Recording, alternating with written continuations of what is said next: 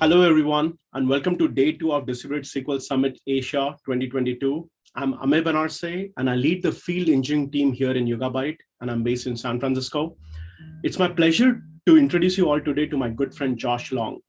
Josh has been a Spring developer advocate at VMware, and he's been doing that since 2010. He's actually a Java champion, author of 6 very popular books, and a creator of numerous best-selling training videos on microservices and industry design pattern when it comes to digital transformation. He's actually the host of the popular Beautiful podcast, wherein he invites a lot of industry thought leaders to speak about microservices and their impact on the overall industry as well. So today, he's here with us, and he's going to talk to us about how we can combine the wonderful world of Reactive Spring microservices and the scalability and the resilience of modern distributed SQL database, that is YugabyteDB.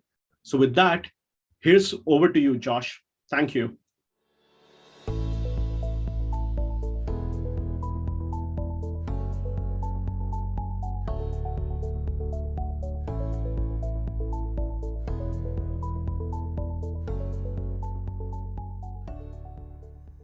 Hi, Spring fans. Welcome to another installment of Spring Tips. This time I wanted to talk to you about something brand new and amazing and yet old and boring. I want to talk to you about the brave new world of boring. You see, today we're going to talk about YugabyteDB. YugabyteDB is, from the developer's perspective, it's just Postgres, but it's not. It's definitely not. It's a distributed database that offers scalability and performance on par with the sort of NoSQL giants, the Apache HBases, the Apache Cassandras, etc. It's a database. We all love databases, right? They give us our data. They hold our data. After all, our data will outlive our applications, and we want our data to be well taken care of. It's for this same reason that we fear data loss. Intrinsically, I get nervous just thinking about it. My throat dries up. It's not good. I'm verklempt. Data loss is the database administrator equivalent of a jump scare in a horror movie. It's like finding out that your security software's cloud component is running PHP. Ugh. Databases are key to everybody's imagination of what a useful computer can do. They occupy a big part of this culture of technology, right? And sometimes this leads to, humor, sometimes fun, sometimes terror bad. Humor like the notorious MongoDB YouTube meme, it's web scale. I'm sure you all know that one. And this stinker of a headline from TechCrunch, Yugabyte stores up 188 million more for its open source distributed SQL database model, and so on, right? It's part of the zeitgeist of everyday parlance, right? Nobody wants to lose data, and a big part of the discussion from the last 20 years, the era of big data and all that, has been around how to bend the rules of physics to break the CAP theorem. How do we get consistency, availability, and partitionability, right? You know the CAP theorem. You can have consistency, availability, or partitionability, but you can only pick 2 of those, right, of the 3. And so it's been a long journey. We've been trying to make it so that our databases keep our data and make the data available whenever we need it, however we need it, at whatever scale we need it, right? And obviously, there are trade-offs. Nothing is perfect, but we've gotten pretty close, right? We've gotten pretty close with YugabyteDB. Obviously, like I said, it's been a long journey. In the early 2000s, Google created MapReduce, which they created to describe, processing on their distributed cluster. It's a very simplistic programming model, but it has its merits. Doug Cutting, then at Yahoo, created something that would become Apache Hadoop. And obviously, I have a little. It's a bit of an annoyance to me that there are companies with exclamation marks in their name. So, maybe it's because of that. Maybe that's why Hadoop isn't so popular these days. I don't know. Probably not. Hadoop was amazing, but it was criticized for being too low level. It's a programming model that basically relies on a functional programming paradigm where you map and reduce data. It was only natural that solutions would arise to sort of plug that considerable usability gap, right? Solutions to help with querying and processing and so on. These solutions took many shapes and sizes, but they were all trying to plug the considerable usability gap in modeling, querying, and processing on top of MapReduce. There were several attempts at this, including among others, Hive, Pig, and of course, Apache HBase, which was a columnar database created by, among others, Yugabyte CTO and founder Karthik Ranganathan. Karthik is amazing. He also would later on go on to co-found Apache Cassandra, so clearly he knows his stuff. HBase and Cassandra are dope. Obviously, HBase optimized for transactional sort of online data, whereas Cassandra optimized for availability. It was completely distributed, right? There's no single node of failure. Both have their virtues. And of course, Spring tried to bring as much of this ecosystem as close to the application as possible with projects like Spring for Apache Hadoop. Karthik worked on those two early NoSQL databases, and at the time, NoSQL more often than not meant not SQL, as opposed to the more contemporary definition of not only SQL. Yes, these databases were exciting and bold and brave and different, and they had caveats. They weren't like what you had before. They weren't familiar. They were strange, brave new worlds, right, in which your data could live if you were willing to learn the lingo and walk the walk. And there were a ton of great models that came out of this, right? A lot of great different databases that have served us well, including, but not limited to, MongoDB, Apache Cassandra, Redis, CouchDB, and Membase, the last two of which became eventually Couchbase, and many others besides. One trend that you can't ignore, however, is that these databases, these days, a lot of them are working to make writing and working with SQL-like DDL and queries easier. That is to say, they're trying to bridge the divide between the existing brave, distinct programming model and the very large majority of people that want to use SQL. So Couchbase these days, that has Nickel, Cassandra has CQL, Google Cloud Spanner has its own SQL subset as well. So there's always some caveat. It's brave and exciting, but there's a caveat. It's not familiar. Then along came a new generation of options. The new SQL database vendors, inspired in part by the likes of Google's Spanner database. This is the stuff that I've been waiting for, right? This generation is all about giving us a SQL-like experience that, for all intents and purposes, is standard SQL. This generation of databases is all about getting us a SQL-like experience that, for all intents and purposes, is standard SQL.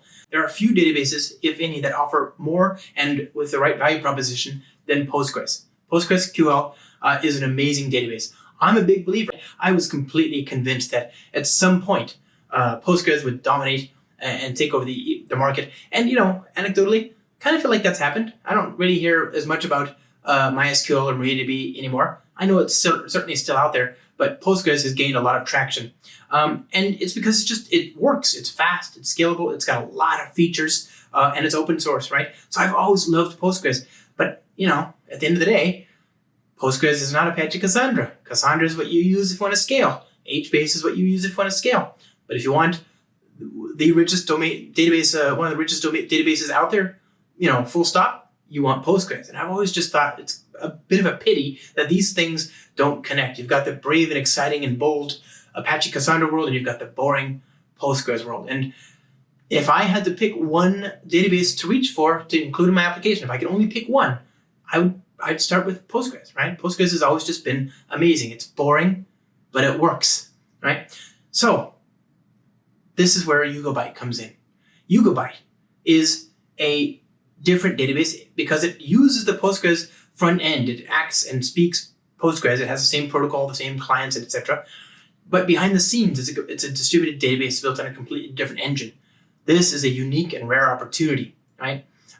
It's an amazing piece of technology, and that's what we want to use, right? We want to use it because we can use it in the way we would use any Postgres database or any SQL database, really, to build applications. And then we're going to marry that with other technologies like Spring, which has been around for a good time now, a good long time, and Spring Native, which supports building native images using GraalVM. These things are perhaps a lot more familiar, a lot more well-entrenched, and they're boring. And I love boring, right? I love it because it's what allows me to get to sleep at night. Nobody's ever come to me and said, "Oh, I'm so excited that my brave and exciting new database is failing in mysterious ways at 2 a.m. That's not a thing that people say because it's not interesting. Nobody wants to be awake at 2 a.m. debugging the unknown. that is hopefully behind us, right? And there's a lot of reasons why that's true. One is because of the prevalence of cloud-hosted SaaS offerings where somebody else wears the proverbial pager, first of all. And then two is because we're building on well-understood, operationalized technology stacks like Postgres. We're going to get the best of all worlds. We're going to build something that scales, but have it backed by something that is very, very familiar, right? We're going to use reactive programming. We're going to use native programming. And to get started, we're going to need a database. So first things first, let's hop on over to our browser, and we're going to go ahead and set up an account, a cluster, and then we'll dive into writing some code. Let's go. All right. So we know what we want to do. We want to build an application that uses the Yugabyte database. There are many ways to get started. Obviously, there are Docker images you can use, or you can just download the binaries proper. But for my money, and it's time as well, right? For my time, I much prefer to spend the money, and for my money, I much prefer to use Yugabyte Cloud. So cloud.yugabyte.com, easy to remember URL. Just add cloud to yugabyte.com. Log in. It's easy to create an account and then create a cluster. Now, you've got a couple of options here. You can create a free cluster, which is the default, and that's the big button they show you, or you can pay for a more sturdier, beefier, whatever cloud. I'm going to do that just so you can see what's going to happen, and then I'm going to very promptly delete it as soon as we're done with this, because I don't have a production app in production that would need this. But the point is, it's nice to know that if I did, this is where I would go, right? This is the solution. This is free. You can definitely use this to poke around and kind of explore the space and see what you can do. It has everything you need to build reasonable working applications. And you might even be able to achieve some scale, right? It's not insufficient, certainly. It's just not the, next level sort of thing you expect. There is Yugabyte Cloud. Like I said, this is 50 cents an hour, right? So $12 a day, and that you can see that kind of that gets expensive, right? So hit next. Where do you want to run this thing? I'm going to call this cluster called Spring Tips. We can run it on AWS or GCP. I'll choose GCP. It adds up pretty quickly. This is American dollars, US dollars, as opposed to Singaporean or Canadian or whatever. And it's more than $1,000, right? That's a lot of coffee. So again, make sure you don't choose this by accident. But if you do need it, look at this. This is a really good setup here. You get 3 nodes, 2 vCPUs, and 100 gigs of disk space, right? So this is the distributed, fault-tolerant configuration you want for a real application. $12,000 a year is chump change for an application that pays for itself, right? So this kind of thing is, I just love this. And I don't have to manage this. I don't even have to set up, I don't even have to unlock a port in my local machine to use this either. I do have to, as we'll see, I'll have to configure a port on that thing. It's going to give us some credentials. Make sure we download those. Okay, and then we're going to scroll down, create cluster. And this will take a few minutes. Actually, it says this can take as long as 15 to 20 minutes. So we'll let it do its thing, and I'll see you on the other side of the jump.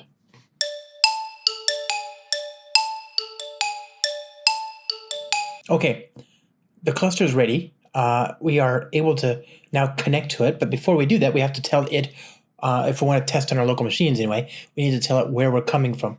So we go here, we click on Add IP to the Allow list. I'm going to add home, hit Save, and there we go. Now we have exempted ourselves, and we can connect to it, and we have a few different options. Obviously, you can get the credentials you need to connect your application here, right? All this stuff, you're going to want to keep that for later.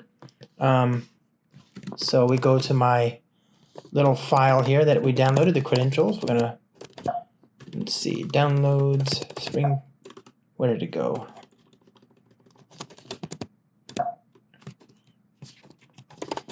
Desktop. There, this file. Let's save it here. Creds.txt. Okay. And we're going to want to copy all this information, note it for later, keep that there as well, okay? Now, obviously, I intend to dismantle this cluster as soon as we're done recording this, so, this won't work for you. You need to get your own, okay? All right, so there's our credentials. Keep that for later. Good stuff, so we got that. But then for my actual interactions with the database, I use the Cloud Shell. It's convenient, it's fast, it works. So hit configure. I'm going to use this password here.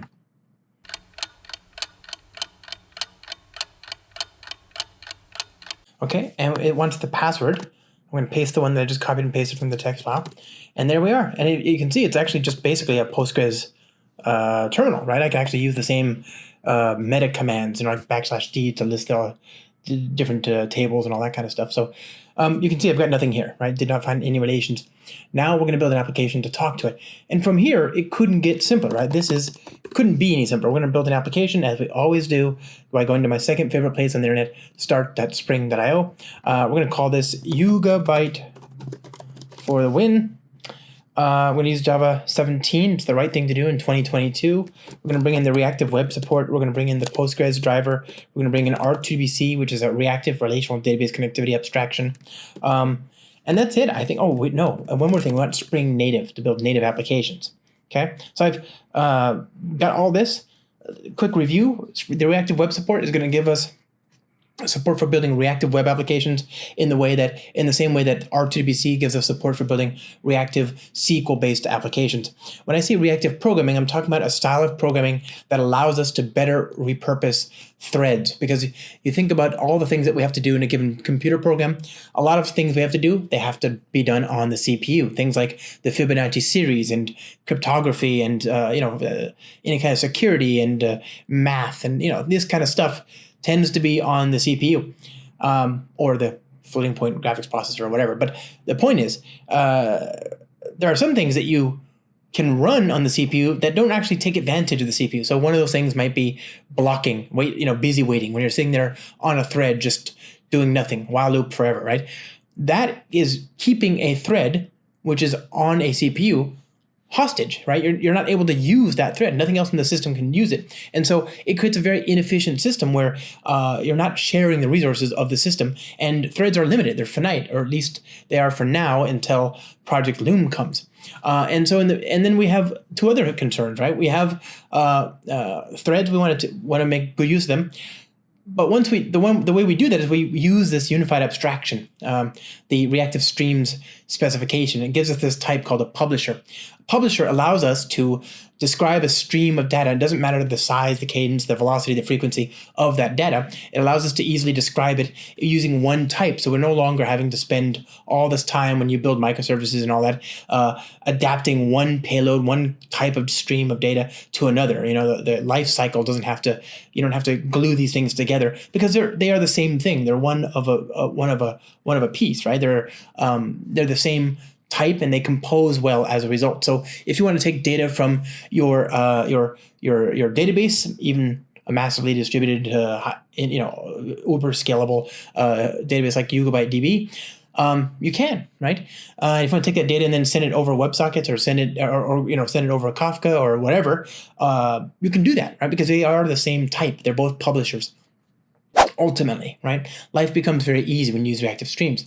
And because we have this single abstraction, this single unified type, then we have a natural benefit, which is what we have a single place in which to interpose reliability operators, things like retry and graceful degradation and back pressure.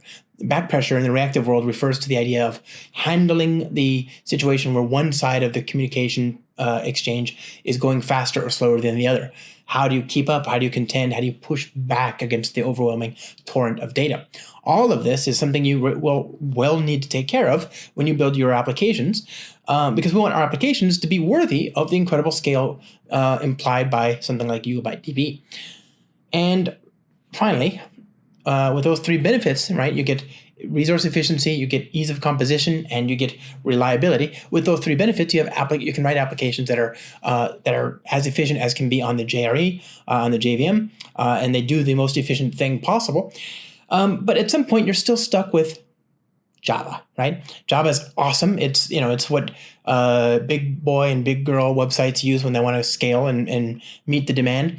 That said, it's still an application that runs on an interpreter, basically. There's this thing called a just-in-time compiler. It adaptively compiles your interpreted bytecode into architecture and operating system-specific binary code, right? So you might have a Mac it might be running on a Mac as I am, and you'll get Mac specific, native code interleaved into your interpreted Java code, and it's only done for parts of your application that are frequently run. Well, this is fine, except why not proactively just compile the whole thing into native code? Why do we have to have some parts in Java and some parts not? Well, the reason is because it's hard to approximate all of what Java offers and purports to offer in a native world without some extra information that the compiler can't glean necessarily from just a sort of straight look at your application.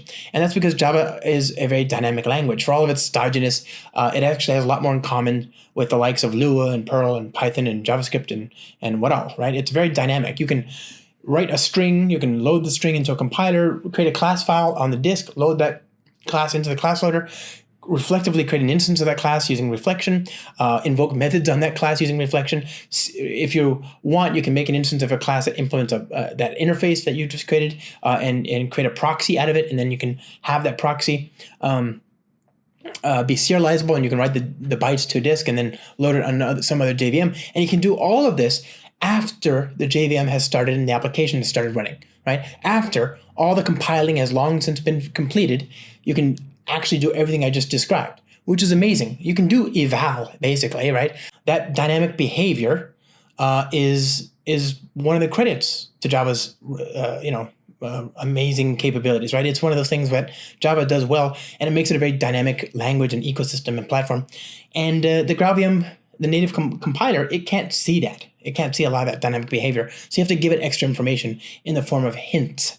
And so we have a project called Spring Native that feeds that information to the Graalvm native image compiler. The result is that you get an architecture-specific binary for your application that uses reactive programming and that talks to a world-class globe scaling database in the backend.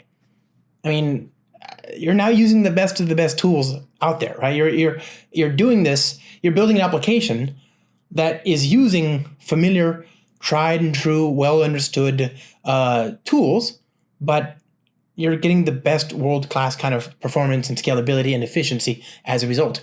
These Graalvm native images can take 50 megs of RAM as opposed to your typical sort of 500 megs or more on the JRE, right? That's amazing. That gives you a really, really interesting opportunity. You can build applications that scale, right? That are worthy of the incredible scale offered by YugabyteDB. So let's go ahead and do that. Let's go ahead and hit generate. We're going to open this up in our IDE. So we're going to open this up in our IDE. So we'll go to here and we're going to say UAO Yugabyte for the win.zip. It'll open up in my IDE, so we'll wait for that to finish.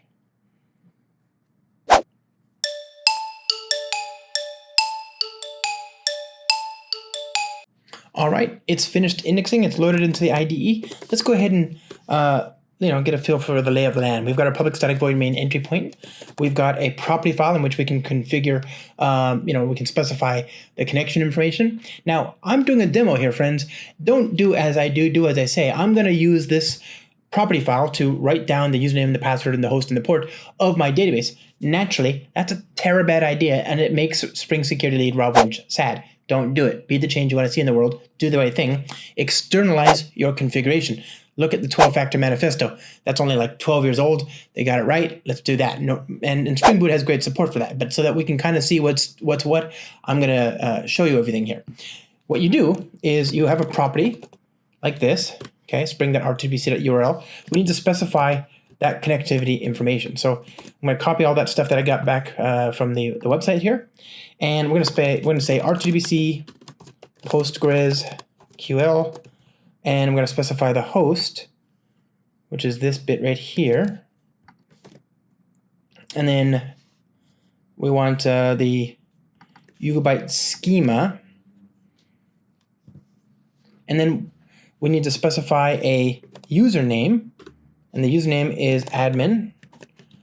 And the password is this right here. Now, this is most of what we need, but we also need to specify some information about the SSL. So let me go find that and we'll put that in there right now. Okay, the last thing we need to add is the question mark there SSL equals true and SSL mode equals required. All right, good stuff. Now we're going to be using a remote database. That is to say, it's not one that's embedded in the Java process itself. And so we also want to initialize that data source because we're doing a demo.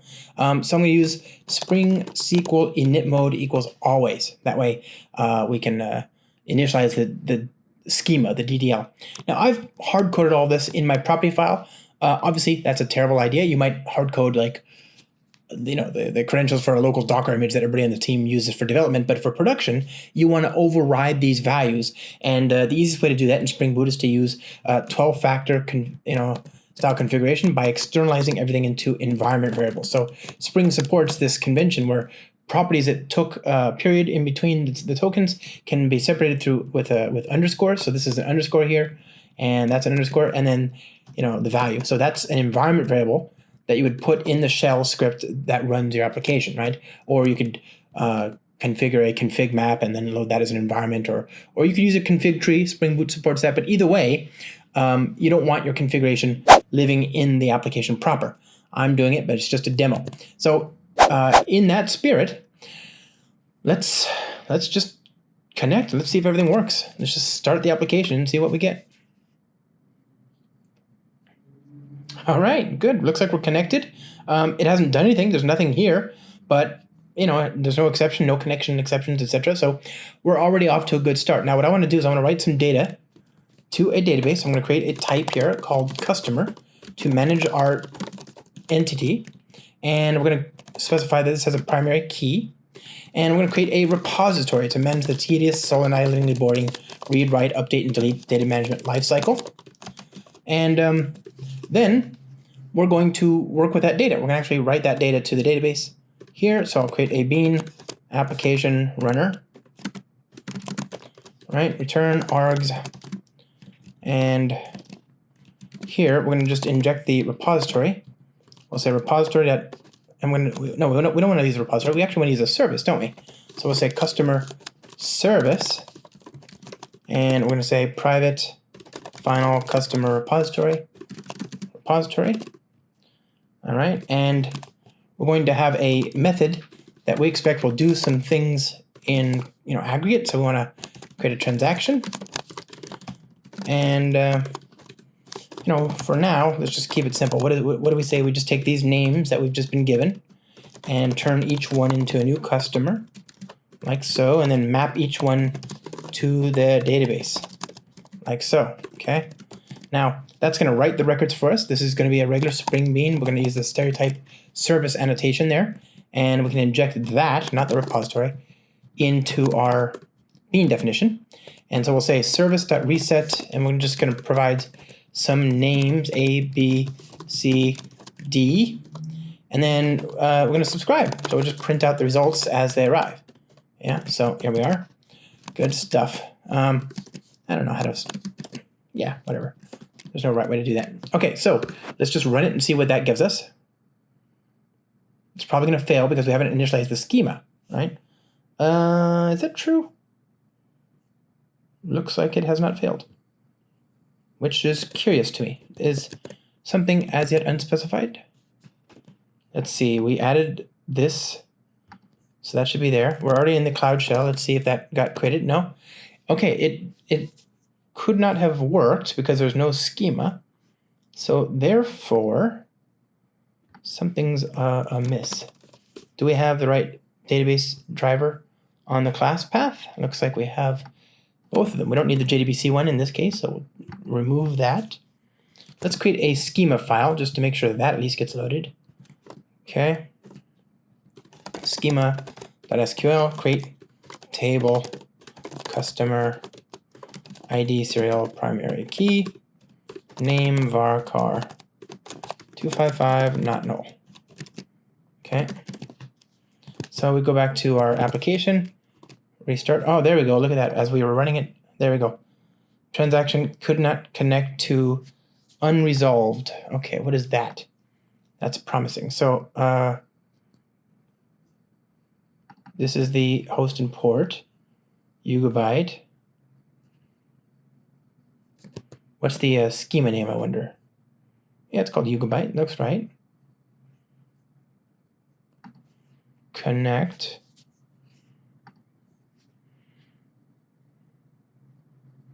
Yeah, okay, we'll just copy and paste that whole thing. Okay.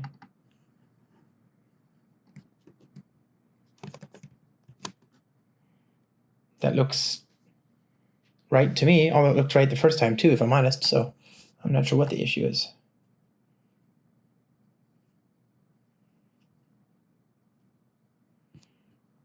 Has my IP address changed, perhaps? Add IP list, create new, detect.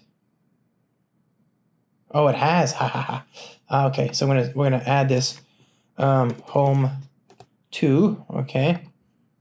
So that'll take a minute. We'll let it do its thing. That explains it. Again, this is a little bit of an inconvenience, but what you want is a database that is secure and locked down by default, right? This is scalable and secure by default. It's boring. I love boring.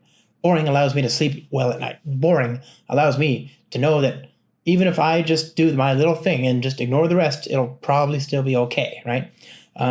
So let's let that finish. I'm not sure if it's ready to go. Oh, look, it finally connected. Okay, so that actually connected sort of, I don't know, it must have connected sometime after I clicked that add button. So let's retry. Okay, now it's unhappy again. So the customer already exists. So what we want to do is we want to change our schema, say if not exists. Okay, and I also want to, we're going to have another issue. Let's say we run this again. Okay, if we go to the shell, select all from customer, you've got the same data, right? So delete from customer. Okay. There's nothing there now, but we're going to have the same issue as we rerun this application. So what I want to do is I want to reset everything, hence the name. So first, this is the write operation, but what I want to do is I want to delete all first. I'll say this dot repository dot delete all, and then write. So I'm going to say delete, then many write. Yeah, okay, there we go. There's our updated operation. So I'm doing two different things, and I want these both to succeed or both to fail. They're atomic, they're transactional, they're a unit, right? So I'm gonna either both of them can work or they roll back and they don't work. Okay, so there we go, A, B, C, D, and that's indeed what we've got there. So if we go to our schema here, not here, here, select all from customers, there we go, A, B, C, D in our SQL database. Good stuff. Okay, so we've got our records. Now let's actually create a little scenario where we have to roll back. Okay, so lowercase e, and then I'll do some validation, right? I'll say on, do on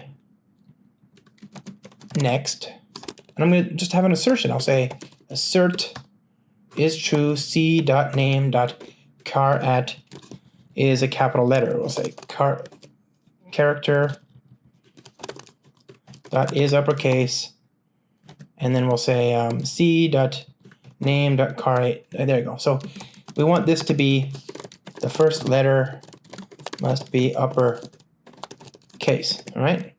Pretty trivial example, but you can kind of get what's happening here. So basically, it's going to write everything in this method, and then after it's all been written, but not committed, we're going to then do some validation. Should I have done this before we do the reset? Yes, absolutely. But this will give us a chance to demonstrate that when you use transactions, it rolls back everything. Okay, so the effect of this should be that we still have the same records in the database. So if we go here, we can see that these IDs are 202, 204, 203, 201. Let's go ahead and rerun the application.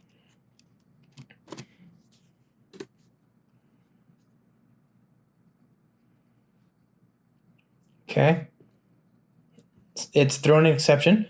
So we got the it wrote out what it thought it was going to write, but let's see if it actually reflects that in the results. There you go. Select all from customer.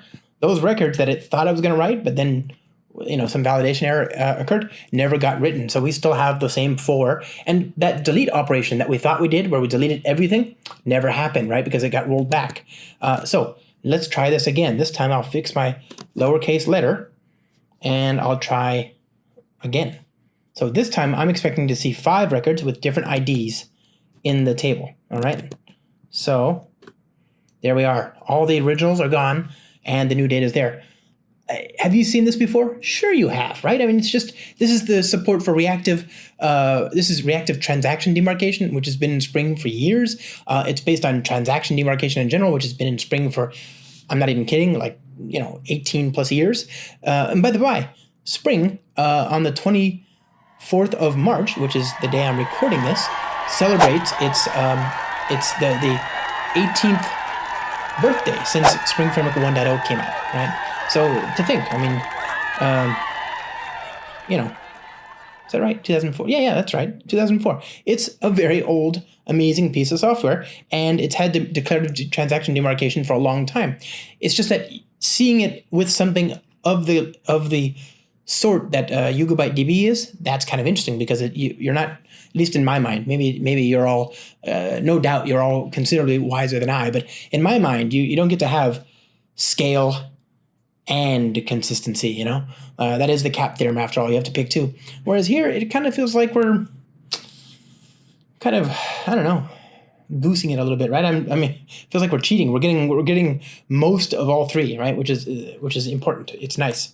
Okay, so that's a boring application. Obviously I could build a little REST endpoint. I could do all sorts of things here.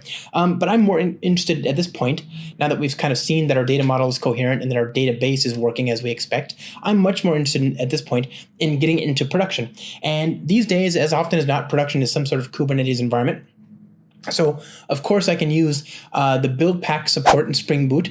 But before I even do that, I can leave that for another topic, another time. What I really want to do is I want to turn this into a Graalvm native image. Like I said, a Graalvm native images are awesome. They offer the opportunity to build applications that are very, very small. And so I'm going to build that image here by, first of all, stopping the existing run. And then I'll say maven -p to activate the maven profile for native, skip tests, clean package. And we'll just let that run. It's going to run in the background. This takes about a minute, maybe a minute and a half. I don't know, but we'll let it do its thing, and then we'll come back after the jump.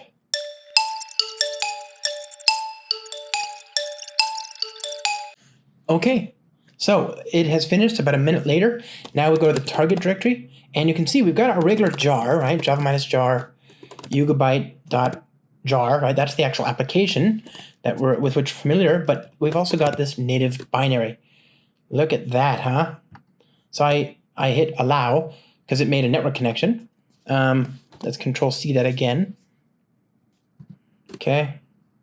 There we go. So it's connecting. Remember, it's making a network connection to Yugabyte, which is running elsewhere. But if you were to run this exact same application and point it to a local instance with no network handshake and all that stuff, you'd find this application, it could start up in 40 milliseconds, right? 40 thousandths of a second.